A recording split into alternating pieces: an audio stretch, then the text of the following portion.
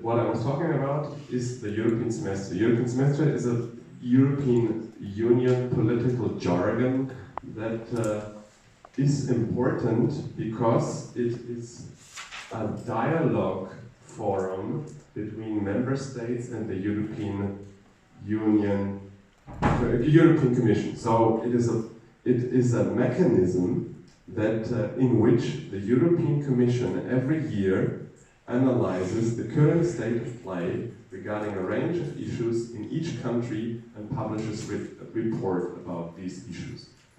And on these reports, the European Commission produces country-specific recommendation on what to change on specific policies.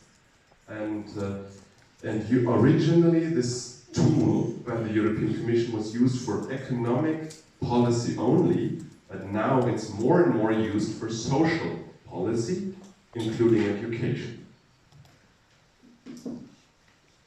And that's why it's important to be active in the context for us, for the European Commission, in the context of the European semester, as it can be important, it can be an important lever to influence policies carried out by the European Union member states, because the European Union, due to the recommendation it gives some member states, puts pressure from above, and civil society organizations like you all in your member states are putting pressure on your national government from below.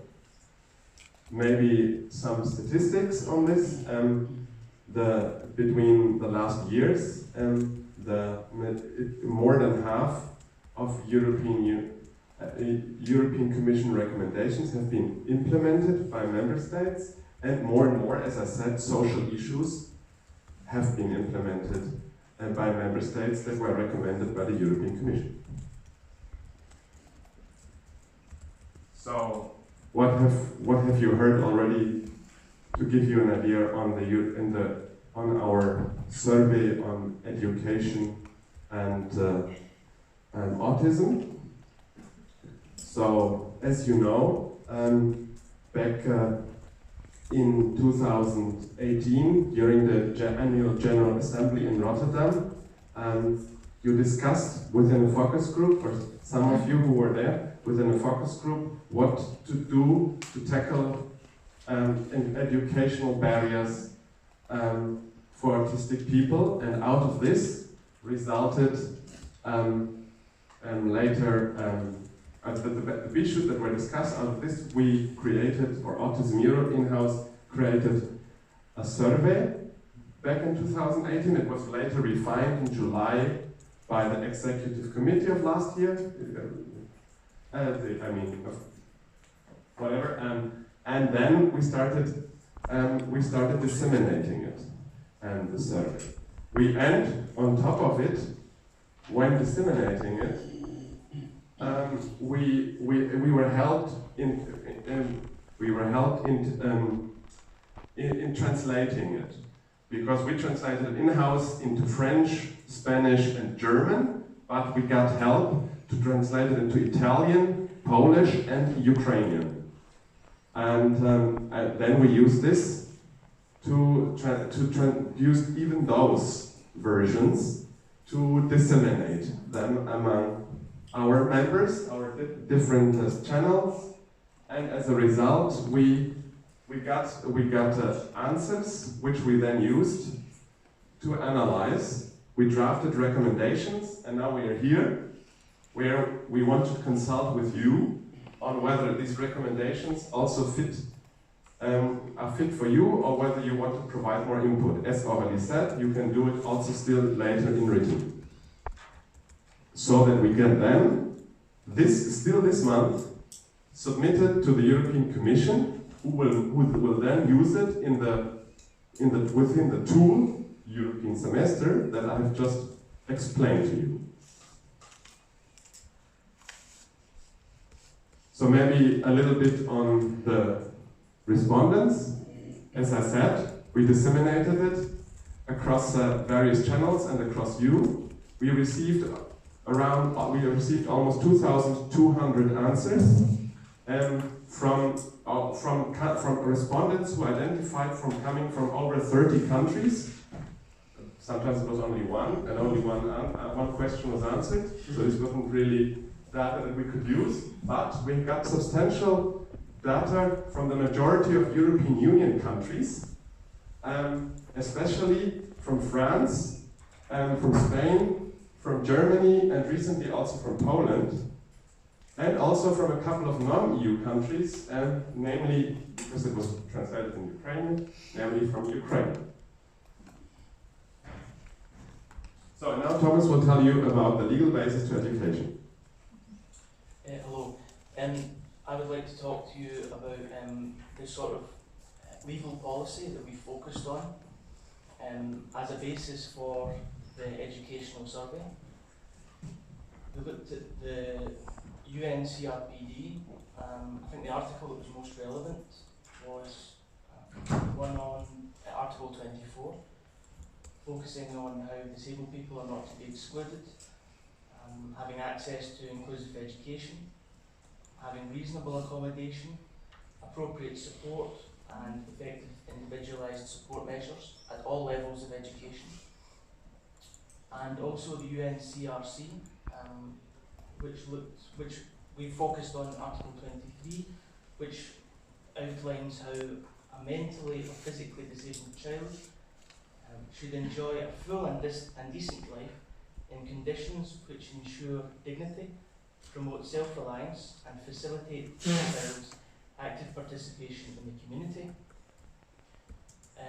Lastly, on the UN's input, we looked at the 17 Sustainable Development Goals, which built on the UN's Millennium Development Goals, and the most appropriate one was the Sustainable Development Goal 4, which outlines how to ensure inclusive and equitable quality education and to promote lifelong learning opportunities for all. At the European level, we looked at ET 2020, which is the Education and Training 2020 policy, but as it will currently be in its last year, we want to focus more on the European pillar of social rights, which says everyone has a right to quality and inclusive education, training and lifelong learning in order to maintain and acquire skills that enable them to participate fully in society and manage successfully transitions in the labour market. And that's from Chapter 1 in the European Pillar of Social Rights. On to the recommendations for education. Firstly, if we look at what the EU has the competency for, because education is a competency that's reserved for national governments. At the EU level, the EU has a role to play concerning promoting coordination between member states of relevant policies in the field of education and in relation to autism. It can also make recommendations to member states to improve access to education for autistic learners, notably the European semester, which we talked about earlier in the presentation. They can also adopt principles of best practice, which a lot of the EU projects focus on, about the exchange of best practice and so on, and fostering mutual learning between member states to respond to the needs of autistic people in the field of education. They can also promote training and common standards for professionals who work in the field of autism across all relevant sectors. They can support research to improve the quality of life and the inclusion of autistic learners.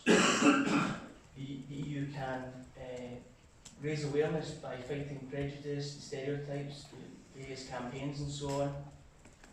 And they can support and involve autistic people, their families of course, and their representative NGOs through continuous structured dialogue.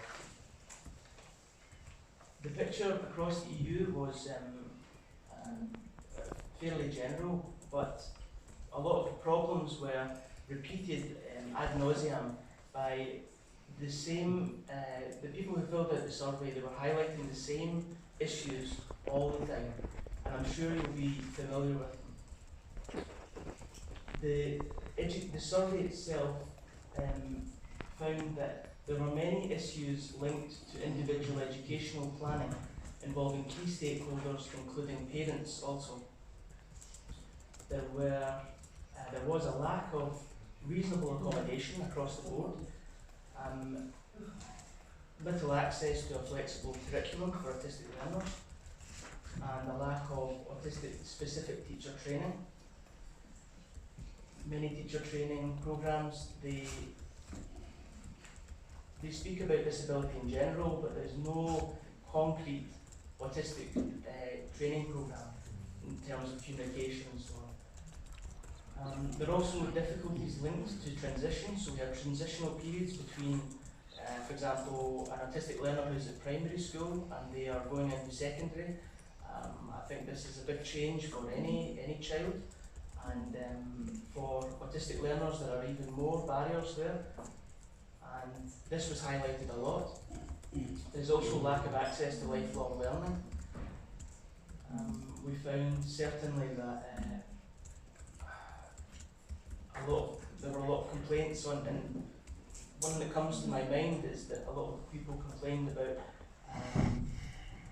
very simple things about accessing higher education or vocational education and so on.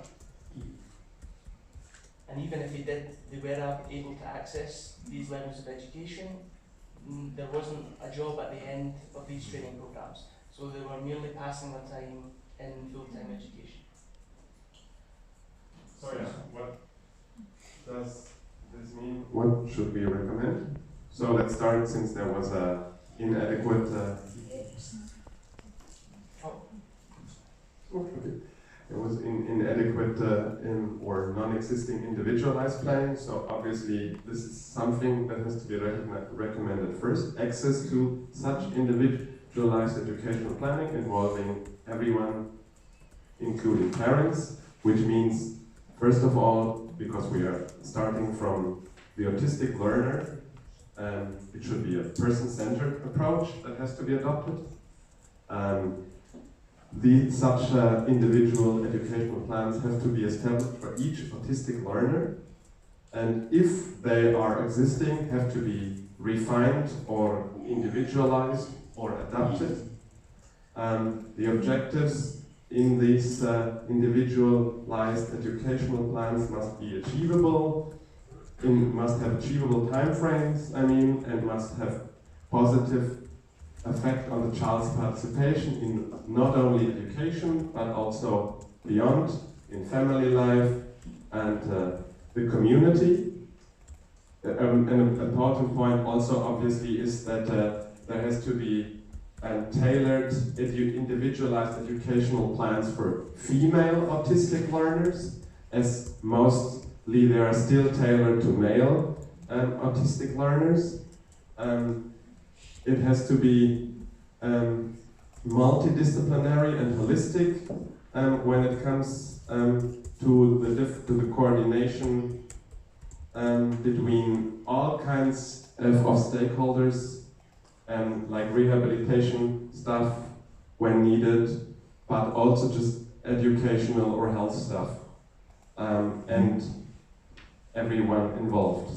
But this is not everything on access to individual planning. There is more, because what we need are specialized learning support teams that assist autistic learners with any issues they may have and facilitate dialogue to resolve the problems within the educational establishment and ensure that there is a proper collaboration and communication between parents and professionals for the autistic learner,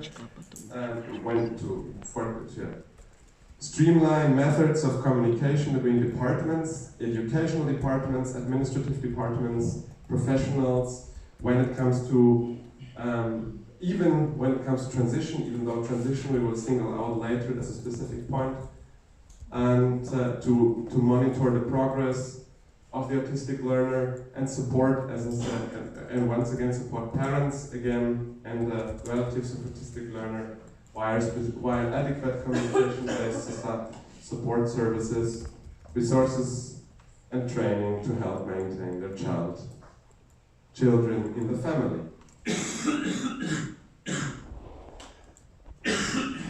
If we move on to reasonable accommodation, which was another section in the educational survey itself,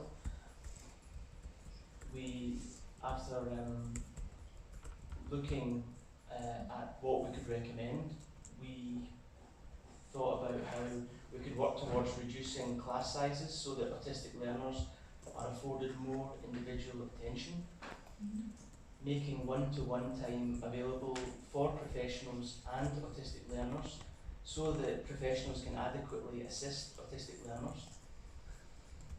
Improving the built environment is a very important one, notably lighting, soundproofing aspects. These were raised all the time throughout the educational survey in order to assist autistic learners participate more in education. Also to provide support for pupils' needs during unstructured times, such as lunch breaks, nap times, if they're between, for example, the school bus and the classroom. There needs to be some sort of support structure there also, because you don't spend all your time in a classroom or dealing with professionals. You also, the day starts from when you leave your house.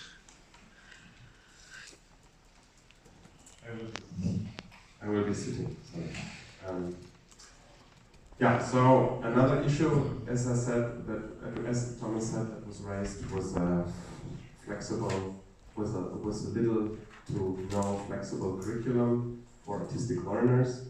So that's why we recommend to promote exactly this, flexible curriculums in schools and establishments, educational establishments, as autistic learners might find the rigid structures of curriculum challenging. Such a curriculum should be adapted according to the individual strengths and interests of the autistic learner, and should be allowed to, which should also be allowed to miss out some particular topic on which she or he is not able to work as good as on others. Another recommendation would be provide opportunities in curriculum to develop social skills and life skills for the autistic learner to enhance his or her participation and independence in family, school, and community activities to foster the autistic learners' inclusion into society and education and family. And finally, on flexible curriculum recommendations, we feel there's the need to offer support concerning organizational skills for autistic learners in schools or other educational establishment. And these skills will enhance the academic learning and outcomes of the autistic learners, which are necessary to advance the autistic learner into a next level of education.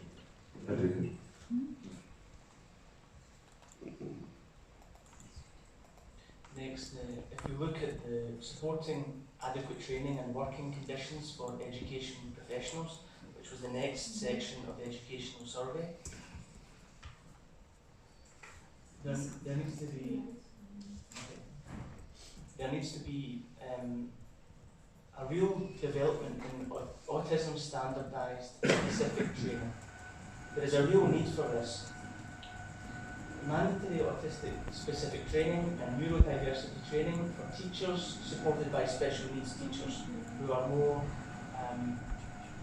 well versed in this field. The mandatory autistic specific training for all support staff working in educational environments supported by special needs teachers. So what was highlighted certainly in the survey is that you don't just need the teacher to be trained, but also the support staff, and this includes people like school bus drivers people who are cleaning staff, etc., who are in these educational establishments, who have contact with the autistic learner. They also need to know, they have to have a basic knowledge of how to support the autistic learner. Also, ensuring closer management of newly qualified teachers and enhancing support for junior teachers from senior teaching staff. Next, the teacher training and continuous professional development should be free and accessible to professionals. I think it was noted, if I think off the top of my head, that some professionals were paying for their own training for their own practice. And this is unnecessary.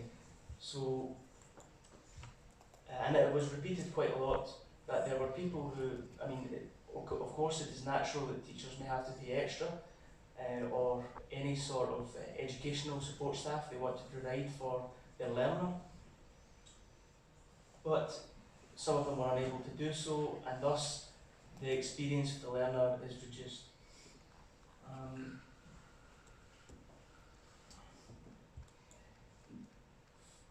Going on from that, the ensuring adequate working conditions to foster retention of qualified professionals was something that was highlighted often. Teachers' maximum class contact time must be respected. Teachers are often so overworked that they cannot adequately assist their learners, least of all learners with additional support needs such as autistic learners. Provision of adequate salaries for teachers and teaching support staff, that was mentioned a lot. Avoid temporary contracts for teachers, teaching assistants and support staff. A lot of teaching assistants are on part-time contracts. The money that they earn is certainly not enough to live on and so on, so they don't, sometimes they don't turn up because they have other pressures that are financially related to their finances. Next, providing ongoing support for teachers and teaching assistants who must be able to adapt and understand autistic learners' needs, and therefore must be familiar with theory and research concerning best practice to support their learning. To go back quickly to the point about ensuring adequate working conditions to foster retention of qualified professionals, there is a real issue of very well qualified people leaving education at all levels, and they are getting jobs elsewhere in the private sector, and these people, there should definitely be an effort to try and keep these people in the profession and to assist all types of learners.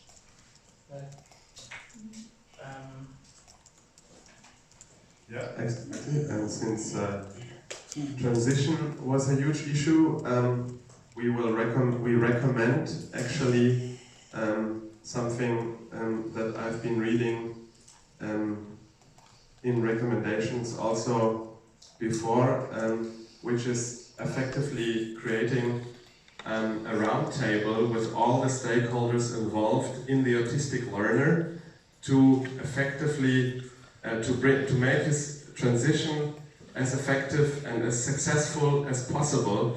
And these should include not only educational stuff and parents or health stuff, but also even youth or welfare and stuff that is involved.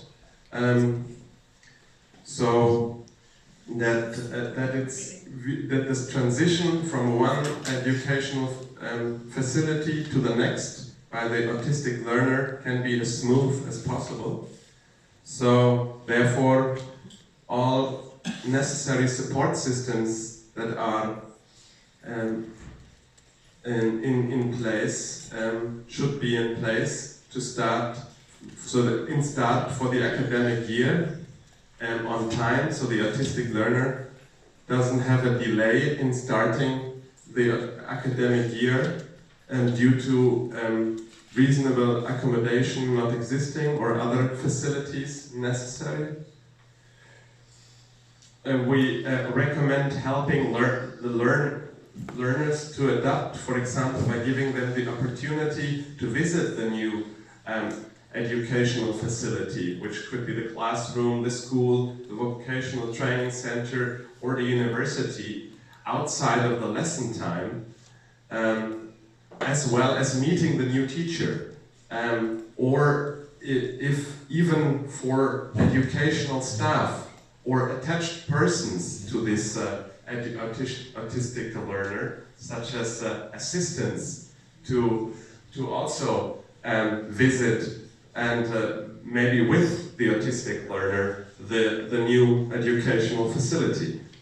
And then we recommend fostering support and raising awareness of peers, for example by establishing buddy programs, because also this was one of the questions where we asked specifically on how much knowledge and awareness is among other non-autistic people in a classroom, and the knowledge was usually little or not sufficient, or maybe wrong even, and that's why this is a recommendation that is particularly important.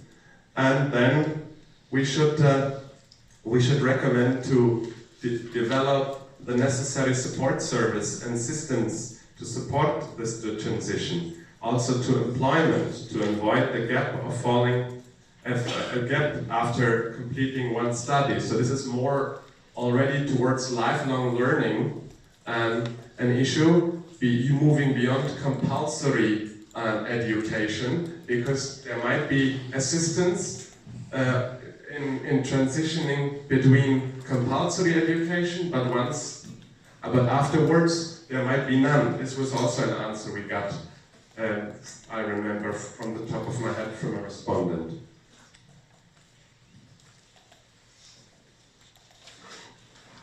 The last part of the survey focused on ensuring access to lifelong learning. From what we recommend after some discussion and so on, to ensure access to vocational training and run pilot programmes for apprenticeships to foster gold standards. The EU projects are a step in the right direction, but there is obviously a lot more work to be done in this area.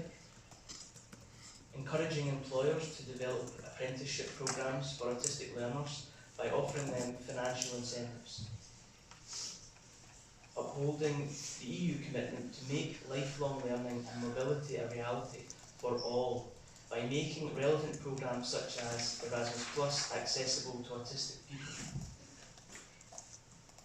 Lastly, ensuring all universities and higher education establishments have disability support services that are trained in autism and are accessible. I can think of one example where many countries have a disability support service at the university level, but the office was closed, or it had difficult opening hours, or they were in buildings that weren't accessible, or they were somewhere that was not easy to access, and this was highlighted throughout in the survey. So that brings us to the end, and we now welcome your feedback and discussion. I'm sure you have some thoughts about what we have presented here today.